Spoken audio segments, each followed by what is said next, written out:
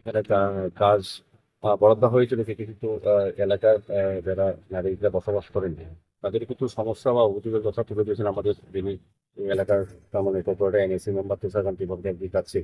তারপর আমরা এটা আজকে নির্দেশনে এসেছি।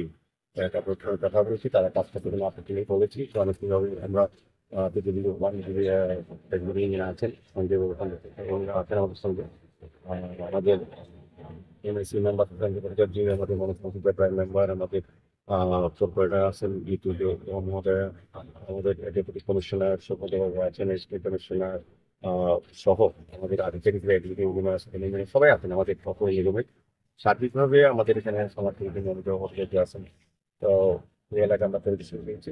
মানুষ পদ্ধতি কাজে রয়েছেন। বিশেষ করে তুষারবাবু ধন্যবাদ জানাই, অনেক কাজই উনি এই ওয়ার্ডে করেছেন যেগুলি বিদেশে দিয়ে মানুষের সমস্যা ছিল বা চাহিদা ছিল কাজ হয়নি, কিন্তু আমাদের সংগঠন দায়িত্ব নেওয়ার পর বিশেষ করে ওয়ার্ডে তাহলে কিন্তু কাজ করতে মানে অভিদেশ করাও আমরা গিয়েছি। আমাদের এসসি কর্পোরেশন থেকে আগে 50 লক্ষ টাকা বরাদ্দ করা হয়েছিল, তো সেইগুলি মেনটেন্স করা, নতুনভাবে তৈরি করা, পাশাপাশি আরো 15 লক্ষ টাকা ফান্ড দিয়েছেন তাদের কিছু কাজ করার জন্য, এই রাস্তা এবং ঘরগুলি মেরামতির জন্য। সেই হিসাবেও আমরা আমাদের যে বলা হয়েছে কাজ হতে শুরু করার মধ্যে তাদের সহযোগিতা আমরা চাইছি। শারীরিকভাবে আগরতলাকে নতুনভাবে সাজানোর জন্য সমস্ত ওয়ার্ডে আমরা কাজ শুরু করছি। 25 নম্বর ওয়ার্ডও আজকে অনেক জায়গায় আমরা করেছি, খুব অনেক ভালো কাজ হয়েছে। এবং কিছু যে কাজগুলি বাকি আছে আমাদের প্রতি দপ্তরের বিভিন্ন আছে, উনিও চমৎকার একজন ভালো অফিসার, উনিও আমাদের সহযোগিতা করেন।